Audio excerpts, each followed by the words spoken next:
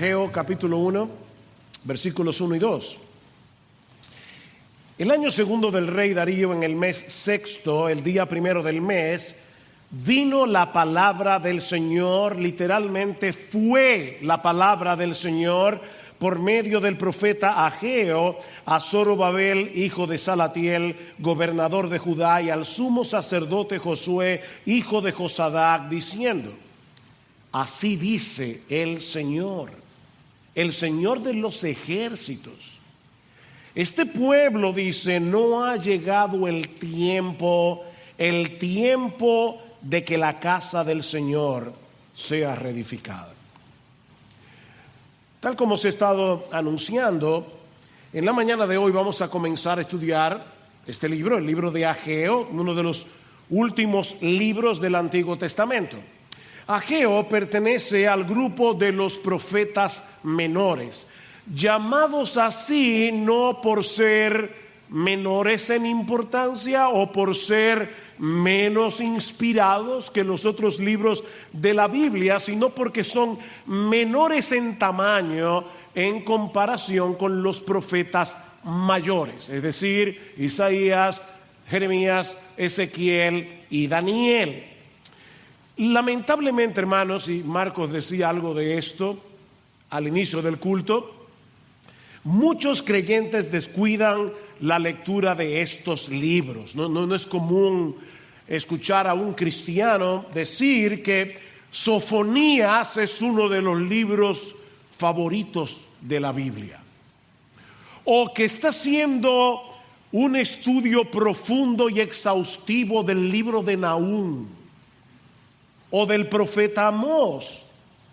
De hecho, mis hermanos, no es común que en las iglesias se predique una serie expositiva en uno de los libros de los profetas menores, a no ser, obviamente, el libro de Jonás o de Habacuc, tal vez de Malaquías, pero mis hermanos, no es común.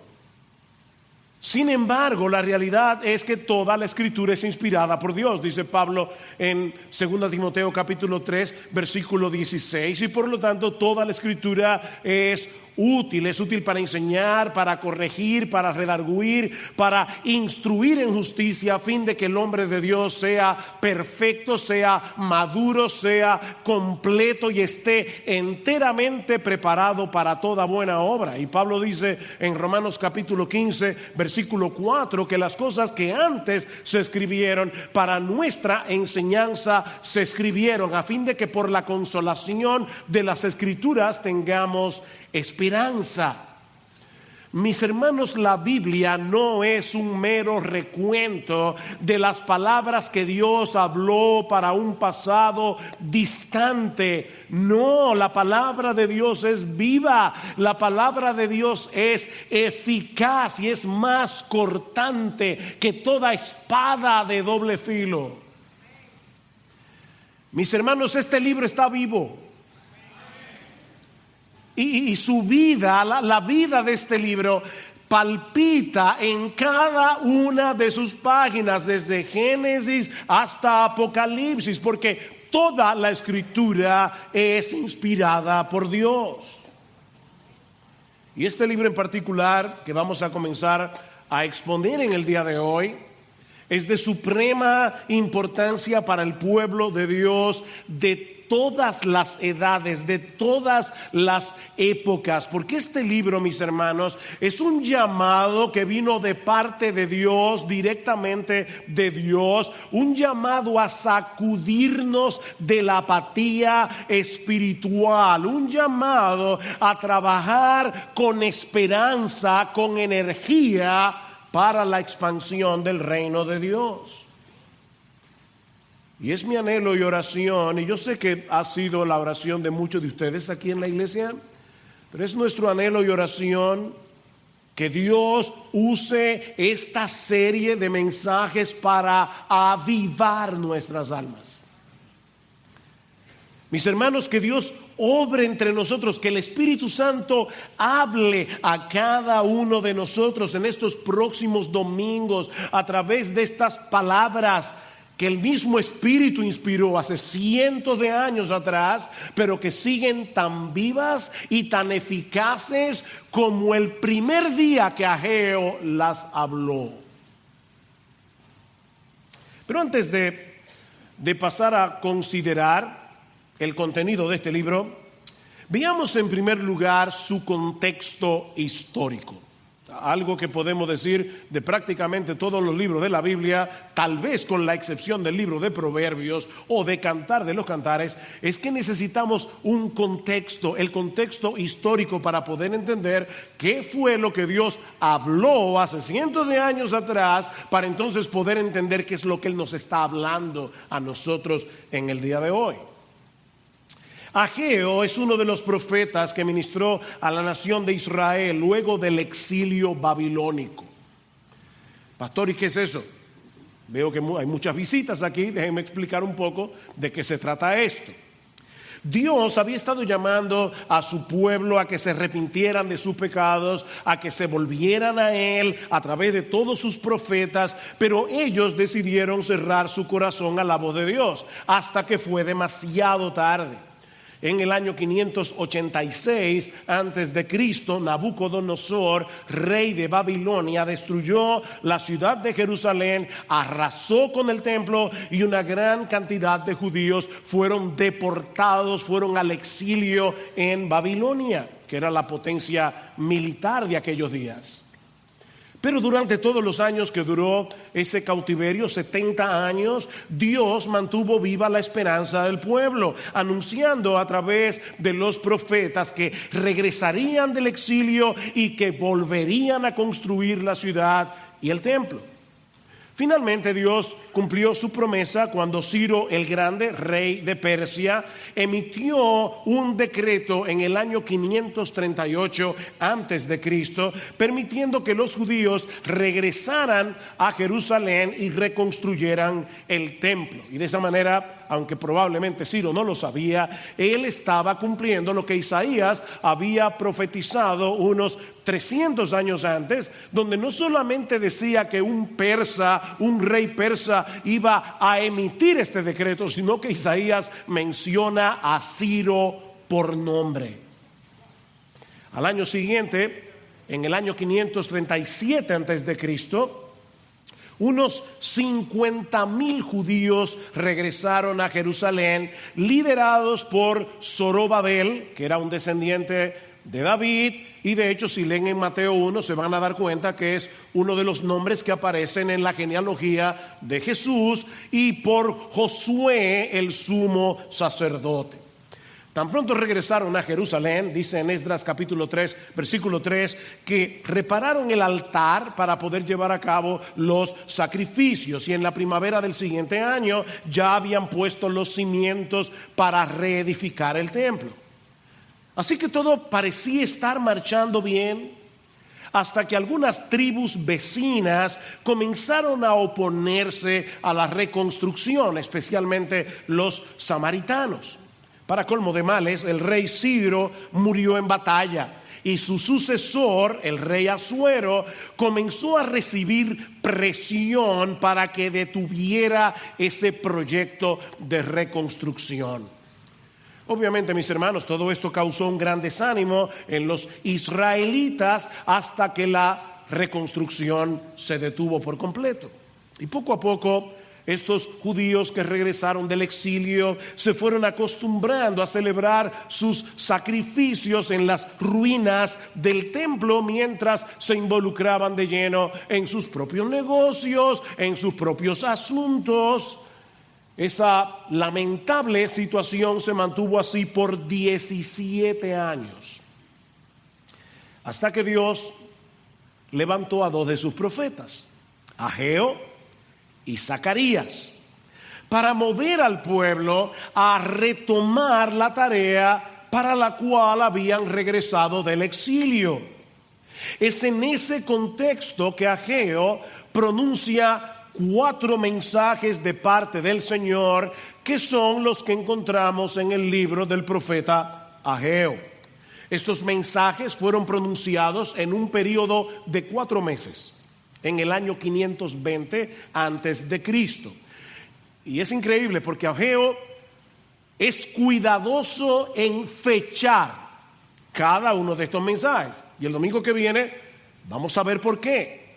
Pero estos 4 mensajes, obviamente, haciendo una equivalencia con nuestras fechas actuales, el profeta Ageo predicó su primer sermón el 29 de agosto, el segundo el 21 de septiembre, el tercero el 17 de octubre y el cuarto el 18 de diciembre. Así que fue un ministerio muy breve, pero que tuvo enormes repercusiones en la historia de Israel en particular, como vamos a ver en estos 5 mensajes, y en la historia de la redención en general. Dios estaba despertando a su pueblo de su apatía espiritual por medio de su palabra. Mis hermanos, la palabra de Dios juega un papel protagónico en el libro de Ageo. Tanto así que en estos 38 versículos del libro, 15 en el primero, 23 en el capítulo segundo, Ageo menciona 23 veces expresiones como estas. Vino la palabra del Señor. Así dice el Señor de los ejércitos. Declara el Señor. Dice el Señor. O Ageo, mensajero del Señor. Mis hermanos, no es la opinión de Ageo la que encontramos en este libro. Es Dios mismo el que se está acercando a su pueblo por medio de su palabra para despertar sus corazones y traerlos de vuelta hacia Él. Lo mismo que hace Dios cada domingo cuando su pueblo se congrega para adorarle. Dios se hace presente en medio nuestro a través de su palabra. Dios obra en nuestros corazones a través de su palabra. Dios convierte a los incrédulos a través de su palabra. Dios santifica y despierta a los creyentes a través de su palabra. Él mismo ha dicho por medio de Isaías que la palabra que sale de su boca no volverá a él vacía, sino que hará lo que yo quiero, dice Dios, y será prosperada en aquello para que la envié. Mis hermanos, mientras la palabra del Señor sea fielmente predicada en una iglesia, el Espíritu Santo la va a usar para salvar a los pecadores, para santificar a los creyentes. De manera, mi amado hermano, que si tú has estado pasando por un tiempo de sequía espiritual, hay esperanza para ti. Óyeme, tal vez tú viniste hoy en la mañana a la iglesia con un corazón frío como un hielo. Y mientras cantábamos, tu mente estaba en otra cosa. Pero hay esperanza para ti. ¿Tú eres creyente? Hay esperanza para ti siempre que te expongas a la palabra de Dios y le creas a Dios que habla por su palabra. Eso fue lo que sucedió en los días de Ageo. No quiero adelantarme, pero lean conmigo los versículos 13 al 15. ¿Qué pasó cuando Ageo comenzó a predicar? Dice en el versículo 13 del capítulo 1, entonces Ageo, mensajero del Señor, por mandato del Señor, ven el énfasis, habló al pueblo diciendo, yo estoy con vosotros, declara el Señor. Y despertó el Señor el espíritu de Zorobabel, hijo de Salatiel, gobernador de Judá, y el espíritu del sumo sacerdote Josué, hijo de Josadac, y el espíritu de todo el remanente del pueblo. Y vinieron y comenzaron la obra en la casa del Señor de los ejércitos, su Dios, el día 24 del mes sexto, en el año segundo del rey Darío. ¿Cuándo fue que Ageo comenzó a predicar? El día primero del mes sexto. ¿Y cuándo fue que retomaron la labor de reconstrucción? El día 24 de ese mismo mes. ¿Cuántos años tenían ellos con la labor detenida? 17 años. Y en 23 días, la palabra de Dios transformó esa nación. Lo que no hicieron en 17 años, comenzaron a hacerlo en 23 días. ¿Saben por qué? Porque vino la palabra del Señor por medio del profeta Ageo. Esta palabra es viva y eficaz. Mis hermanos, nunca permitamos, y ahora estoy pensando en los más jóvenes de esta iglesia, de hecho en los más jóvenes, en los más jovencitos. Cuando ustedes crezcan y sean miembros de esta iglesia y ya ninguno de nosotros estemos aquí, nunca permitan que sustituyamos la palabra de Dios predicada desde este púlpito para hacer cosas más entretenidas, para hacer cosas más llamativas, porque solo la palabra de Dios es viva y eficaz. Nunca permitamos que la palabra de Dios deje de ser central en esta iglesia, porque solo el Espíritu Santo puede traer un verdadero avivamiento en medio del pueblo de Dios, y Él lleva a cabo esa obra por medio de la palabra que Él mismo inspiró, su palabra. ¿Y cuál es el contenido de estos mensajes que Ageo predicó a la nación de Israel por mandato de Dios? Bueno, eso nos lleva a nuestro segundo encabezado. Ya vimos el contexto histórico del libro. Veamos ahora en segundo lugar su tema principal. Y ahora yo quiero que leamos de nuevo, no solamente el versículo 2, sino que vayamos hasta el 4 para poder tomar el contexto, aunque los versículos 3 y 4 lo veremos el domingo que viene. Así dice el Señor de los ejércitos. Este pueblo dice: no ha llegado el tiempo adecuado, el tiempo oportuno, el tiempo de que la casa del Señor sea reedificada. Entonces vino la palabra del Señor por medio del profeta Ageo diciendo: ¿es acaso tiempo para que vosotros habitéis en vuestras casas artesonadas, mientras esta casa está desolada? El contraste. Sus casas están muy bonitas, pero mi templo sigue en ruinas. Mis hermanos, el mensaje de Ageo no es nada complicado. Ustedes están más preocupados por sus casas que por la mía. Es más que evidente, les dice Dios, que mi templo no es una prioridad para ustedes. Sus prioridades están trastocadas.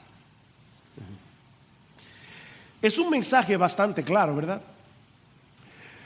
Lo que puede que no sea tan obvio para algunos es la importancia que tenía el templo para el pueblo de Israel en el antiguo pacto. Mis hermanos, no se confundan pensando que lo que le preocupaba a Dios es que no le construyeran un edificio, un monumento. Lo que está detrás de esta amonestación de Ageo es algo mucho más profundo.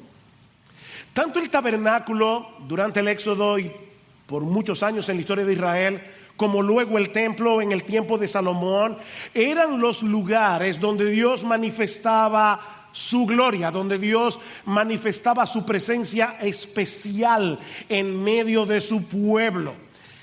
En ambos lugares, Dios recreaba en cierto modo lo que Adán y Eva perdieron en el paraíso por causa del pecado. Esa relación de deleitosa comunión con el Dios vivo y verdadero. De hecho, algunos se preguntan por qué se dan tantos detalles de la construcción del tabernáculo o de la construcción del templo. Si ustedes leen con cuidado estos pasajes, van a encontrar bueyes, un mar de bronce, palmeras esculpidas, granadas. Y uno se pregunta, ¿y todo eso para qué servía? para recordarle al pueblo de Israel el huerto que ellos habían perdido, el paraíso perdido, para recordarles el jardín del Edén. Mis hermanos, me encanta cómo Dios describe en el libro de Éxodo, al principio, qué fue lo que sucedió cuando Él los rescató de la esclavitud en Egipto. Oigan lo que dice en Éxodo 19:4. Vosotros habéis visto lo que he hecho a los egipcios y cómo os he tomado sobre alas de águila y os he traído a mí.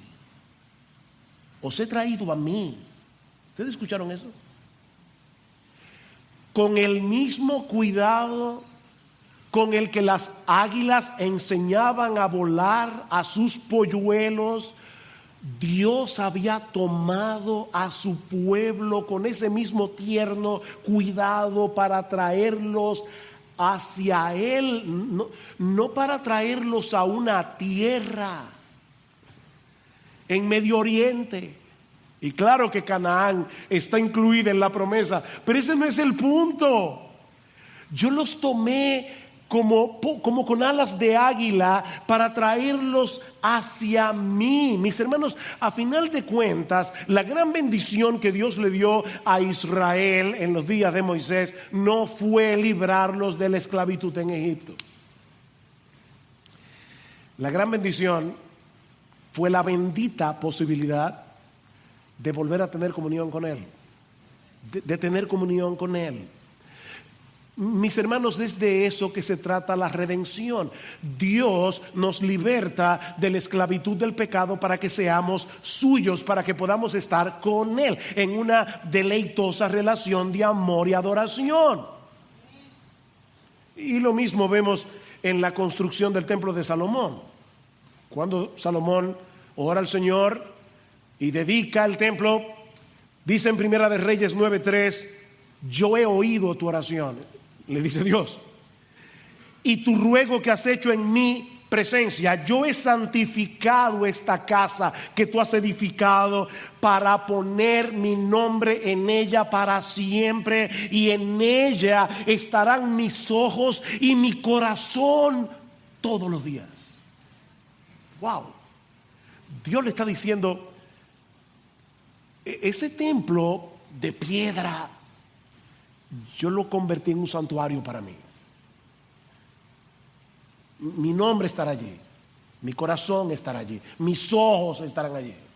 Cuando ustedes oren aquí, yo los voy a escuchar como si ustedes estuvieran orando en el mismo cielo.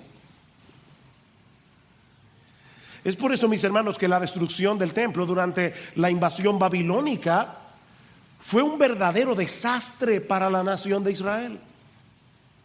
Ese Dios que había hecho un pacto con ellos, que les había prometido que ellos serían su pueblo y que Él sería su Dios, los estaba privando de su mayor bendición, de su más preciado tesoro, su propia presencia en medio de ellos. De nada servía que Ciro emitiera un decreto para que los judíos regresaran a su tierra si ellos no podían disfrutar de la presencia de Dios. Si hay algo claro en el libro de Esdras, que es donde se narra el retorno de los judíos a Jerusalén, es que eso no había sucedido primariamente por voluntad de Ciro, fue por la voluntad de Dios. De hecho, si quieren entender a Ageo y Zacarías, tienen que leer el libro de Esdras. Y escuchen ahora cómo comienza el libro de Esdras. En el primer año de Ciro, rey de Persia, para que se cumpliera la palabra del Señor por boca de Jeremías, el Señor movió el espíritu de Ciro, rey de Persia, y éste hizo proclamar por todo su reino y también por escrito, diciendo: así dice Ciro, rey de Persia, el Señor, el Dios de los cielos, me ha dado todos los reinos de la tierra, y Él me ha designado para que le edifique una casa en Jerusalén que está en Judá. El que de entre vosotros pertenezca a ese pueblo, sea su Dios con él, que suba a Jerusalén que está en Judá y edifique la casa del Señor, Dios de Israel. Él es el Dios que está en Jerusalén. Mis hermanos, no era para complacer a Ciro que ellos debían reconstruir el templo. Ellos debían hacerlo porque esa era la voluntad expresa de Dios. Y era la voluntad expresa de Dios porque Él quería que volvieran a disfrutarlo a Él. Su presencia. Por eso era tan grave esa apatía de Israel en los días de Ageo. Ellos están manteniendo en poco la gloria de Dios. Ellos están manteniendo en poco la presencia de Dios en medio de ellos.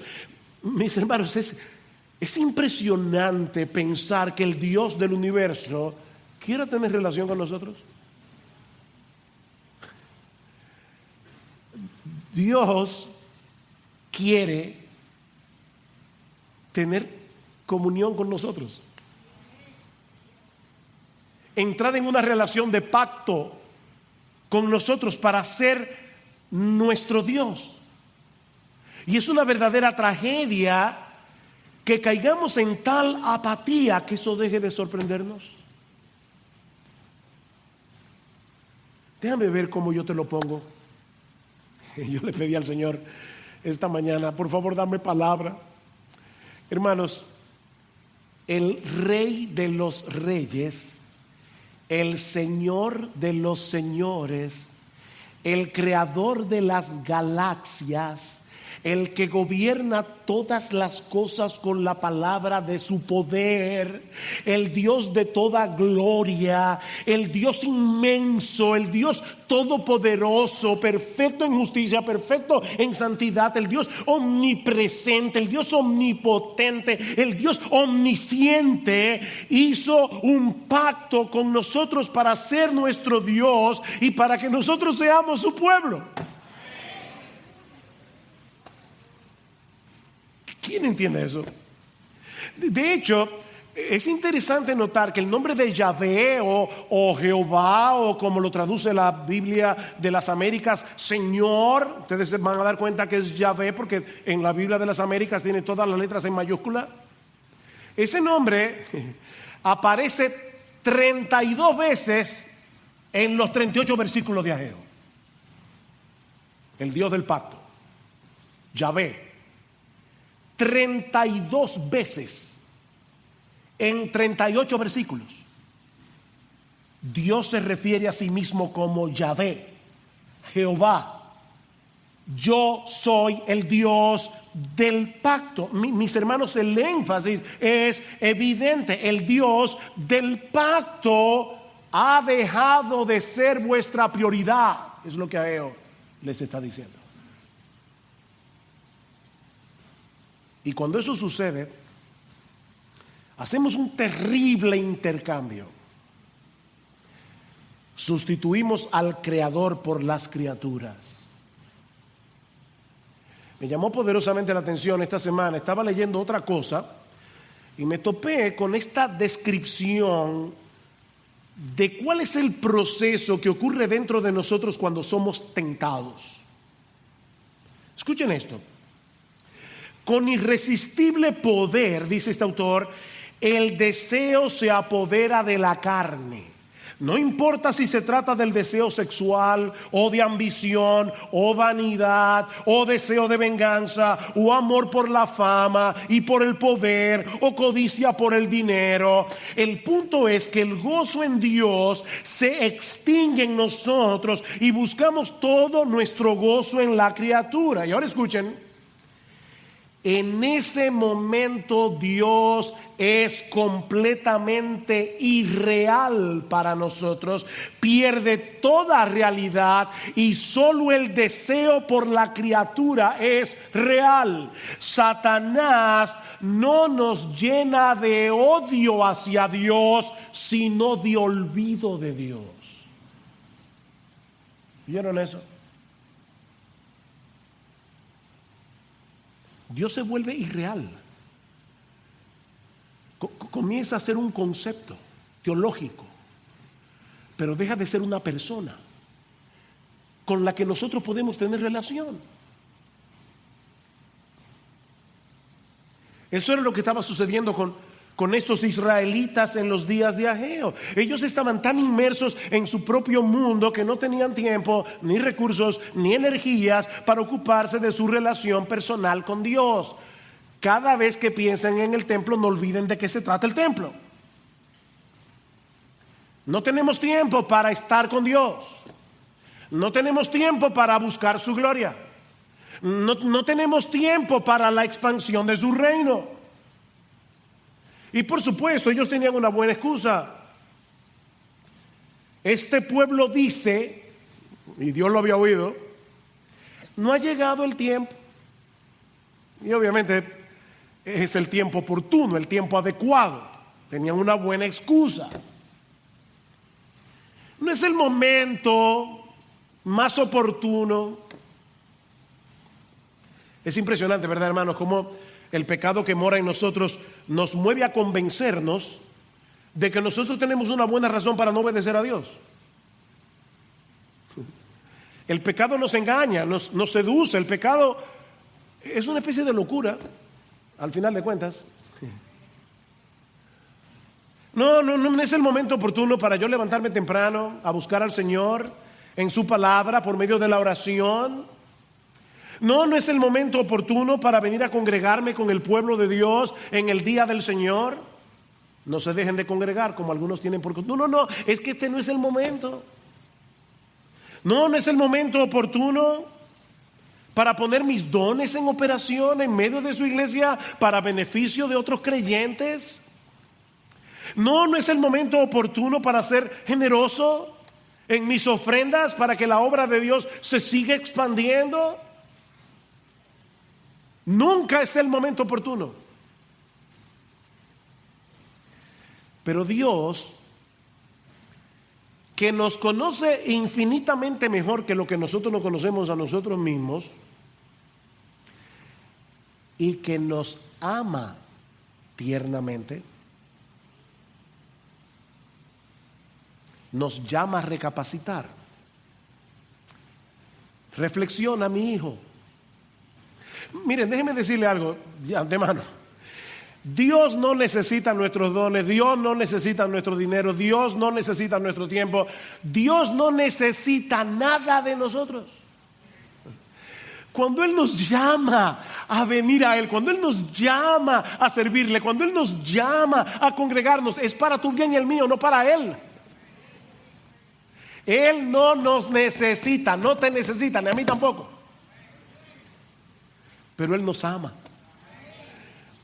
Y Él dice, Dios mío, yo no quiero que tú hagas ese terrible intercambio de dejarme a mí, que soy el más glorioso de todos los seres, para adorar mis criaturas. Porque al final de cuentas ese trastueque de prioridad no es más que idolatría. Y la idolatría es destructiva.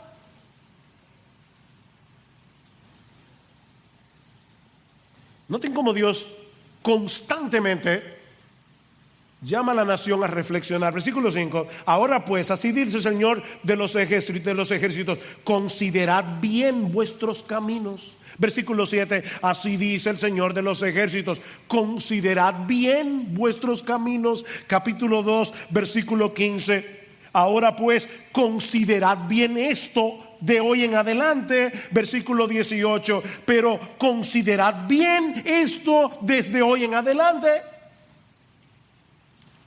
Consideren, reflexionen.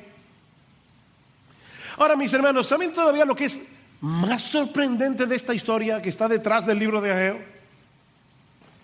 Que apenas unos 18 años antes, estos israelitas estaban apasionadamente comprometidos con Dios. Y esto sí que es una advertencia para todos nosotros. Tú puedes estar hoy ardiendo como un querubín, y si descuidas tu vida espiritual, tu relación con el Señor, tu día a día con Él, vas a terminar apagado. Mis hermanos, cuando Ciro el Persa emitió su decreto, un montón de judíos decidieron quedarse en Babilonia, en Persia, porque se habían acomodado allí. Pero estos 50,000 decidieron regresar. Y uno lee rápidamente que volvieron, recorrieron nada más y nada menos que 1,000 kilómetros más o menos en los caminos de aquellos días. Estos hombres y mujeres querían hacer la voluntad de Dios. Mis hermanos, este no era un viaje fácil. Estos hombres y mujeres tomaron la decisión de dejar una vida asentada en Babilonia para irse a vivir a una ciudad que estaba destruida. Ellos estaban bien, algunos estaban bien en Babilonia. Pero estos judíos, decidieron salir a pesar de todos los inconvenientes, todos los peligros de un viaje así. Ellos querían hacer la voluntad de Dios. Dice en el libro de Esdras que lo primero que hicieron al llegar a Jerusalén fue tomar una ofrenda voluntaria para la reconstrucción del templo. 61,000 dracmas de oro, 5,000 minas de plata y 100 túnicas sacerdotales, dice en Esdras capítulo 2, versículo 69. Si eso no te sorprende mucho, déjame ponerte en el lenguaje actual. 50,000 judíos acaban de llegar un viaje de 1,000 kilómetros y lo primero que hacen es recoger una pequeña ofrenda, 13,200 onzas de oro, que al precio actual son más o menos 24 millones de dólares. Estos 50,000 judíos ofrendaron 24 millones de dólares para la reconstrucción del templo y 3 toneladas de plata y un montón de túnicas para los sacerdotes. En ese momento, la gloria de Dios estaba por encima de sus propios intereses. Pero algo pasó en esos 18 años que apagó el fuego de su pasión por Dios.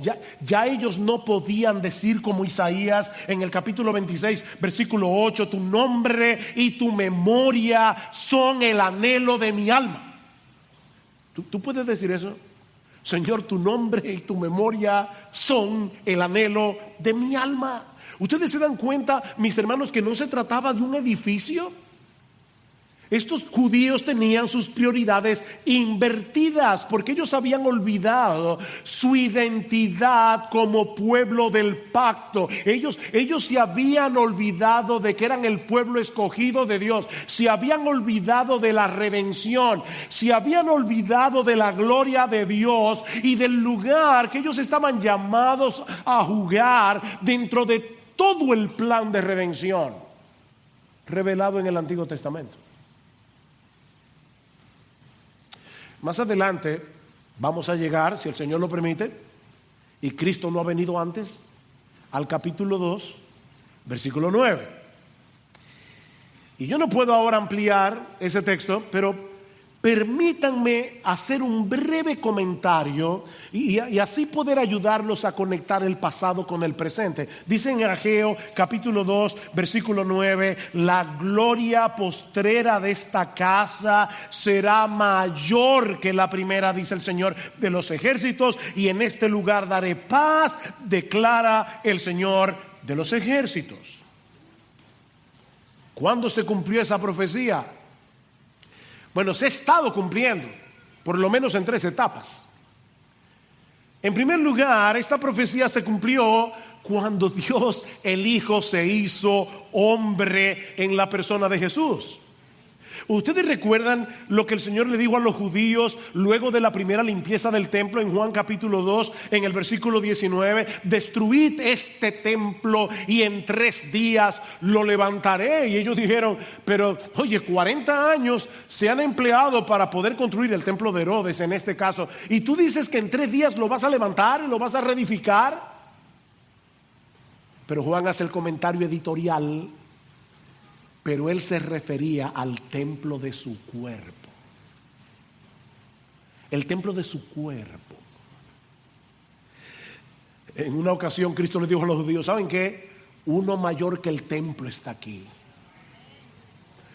¿Qué dice el Evangelio de Juan en el capítulo 1? En el principio era el verbo, y el verbo era con Dios, y el verbo era Dios. Y luego en el versículo 14: y aquel verbo fue hecho carne y tabernaculizó entre nosotros, dice el texto griego, literalmente. Cristo puso su tienda de campaña como un tabernáculo en medio nuestro, y vimos su gloria, gloria como del unigénito del Padre, lleno de gracia y de verdad. Mis hermanos, Cristo es el templo. Cristo es la personificación de la gloria de Dios. Cristo es el lugar donde hoy podemos encontrarnos con Dios. Cristo es el templo.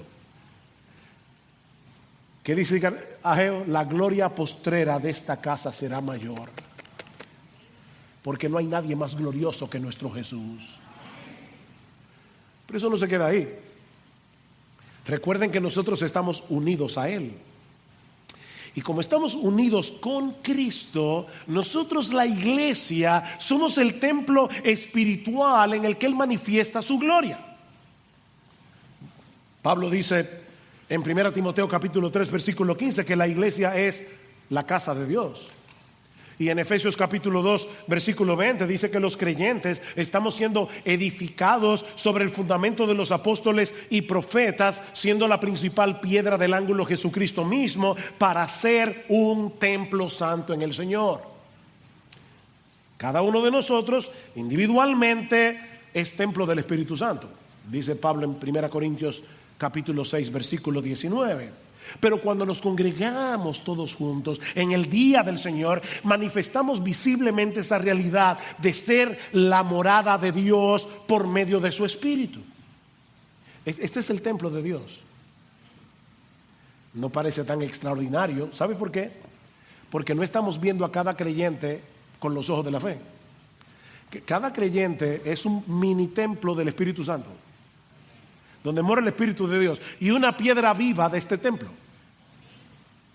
Es por eso que cuando Pablo concluye el capítulo 3 de la carta a los Efesios, termina con esta doxología: y aquel que es poderoso para hacer todas las cosas mucho más abundantemente de lo que pedimos o entendemos, según el poder que actúa en nosotros, a Él sea gloria en la iglesia, en Cristo Jesús, por todas las edades, por los siglos de los siglos. Amén. Aquí está la gloria de Dios, porque aquí están los redimidos del Cordero, comprados con la sangre de Cristo. Pero esta profecía de Ageo tendrá su cumplimiento final en los cielos nuevos y la nueva tierra, cuando el mundo entero será un gran santuario en el que la iglesia ya glorificada disfrutará de una deleitosa y perfecta comunión con Dios por los siglos de los siglos, como dice en Apocalipsis capítulos 21 y 22. Es por eso que la nueva Jerusalén tiene forma de cubo. Y algunos imaginan ya, porque leen Apocalipsis con una literalidad que no les permite ver lo que Juan está diciendo. ¿Vamos a vivir en una ciudad en forma cúbica? Por supuesto que no, mis hermanos.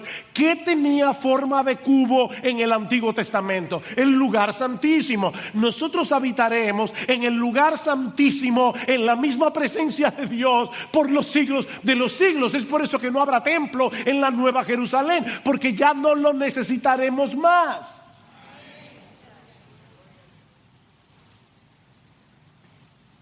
Ese es el clímax de la historia redentora. Y mis hermanos, ese es el anhelo que debe dominar nuestros corazones, porque para eso fuimos salvados.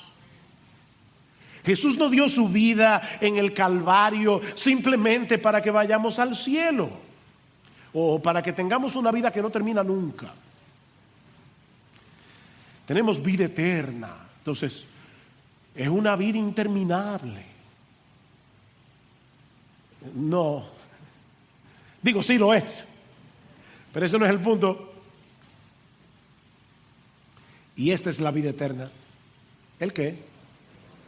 Que te conozcan a ti, el único Dios verdadero, y a Jesucristo a quien has enviado. Cristo no define la vida eterna en relación de tiempo. La define en términos de comunión. Él derramó su sangre en la cruz para que podamos conocer al Dios vivo y verdadero, para volver a disfrutar de una deleitosa comunión con Él. Eso es estar verdaderamente vivos. Más adelante nosotros veremos lo que implica tener a Dios como prioridad ocupándonos de su casa. Porque muchos predican del libro de Ageo solamente para decirle a la iglesia, ofrenden para construir el edificio. Bueno, eso es parte, pero no es el asunto. No. La casa de Dios y ocuparnos de la casa de Dios no es primariamente ocuparnos de este edificio de varilla y cemento. Es ocuparnos de las piedras vivas que conforman ese templo, que se llama la iglesia. Pero eso lo veremos en otro mensaje. Mi llamado en el día de hoy es el mismo que hizo Ageo hace cientos de años. Consideren, recapaciten. Mi hermano, mi hermana, ¿qué tan real, qué tan valioso, qué tan precioso, qué tan adorable, qué tan glorioso sigue siendo Dios para ti hoy?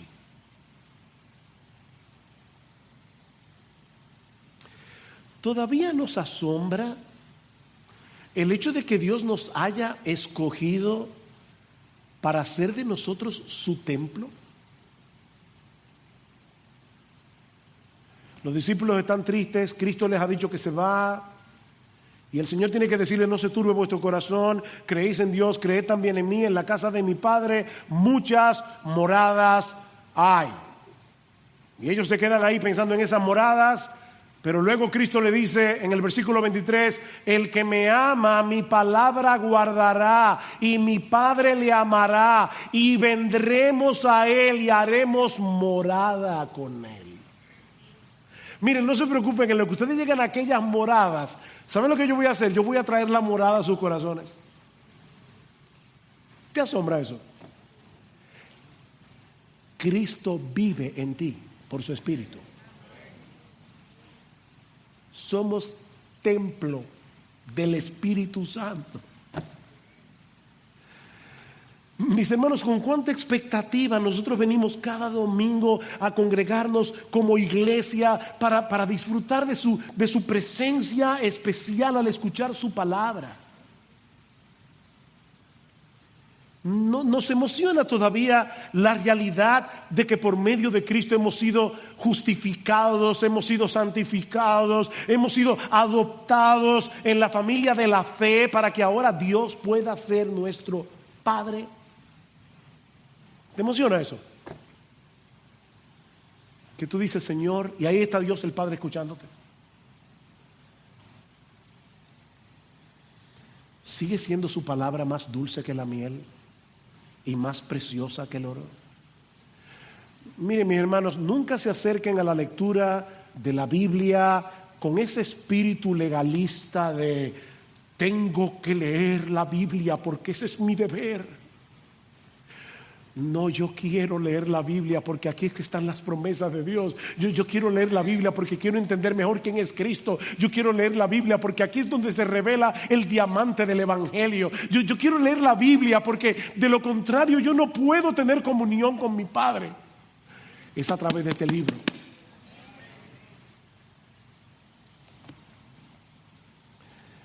Mi hermano, si al oír estas cosas te das cuenta que estás atravesando por un tiempo de sequía espiritual, que has estado viviendo en automático,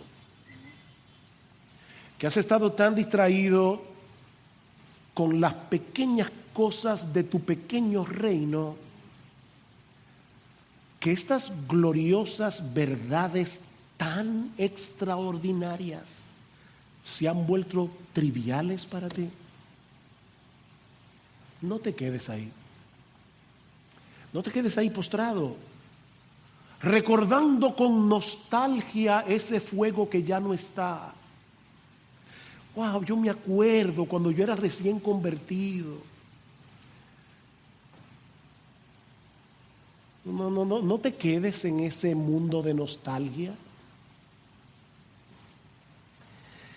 Cristo ha prometido a los suyos que Él no quebrará la caña cascada. Y Él no va a apagar el pábilo que humea.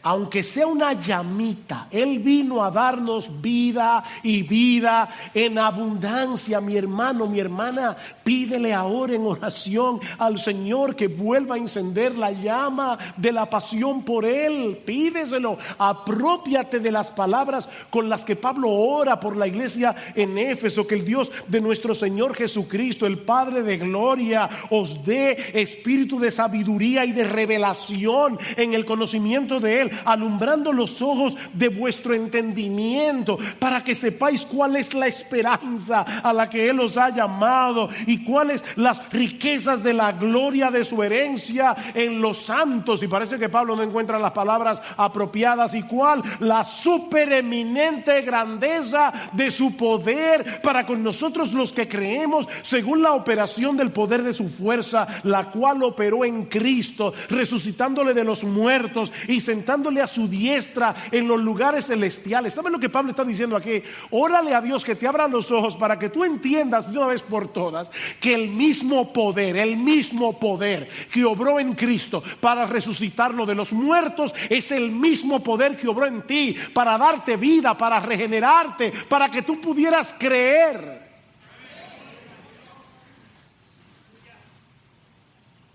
Órale a Dios.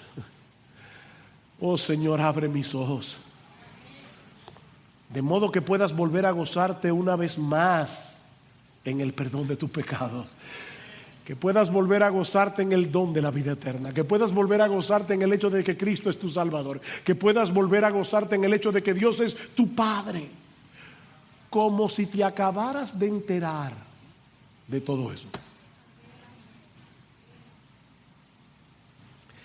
Y si tú estás aquí sin Cristo en esta mañana, mi amigo, no desprecies la invitación que Dios te hace hoy por medio del Evangelio de venir a ser uno de los suyos a través de Jesucristo.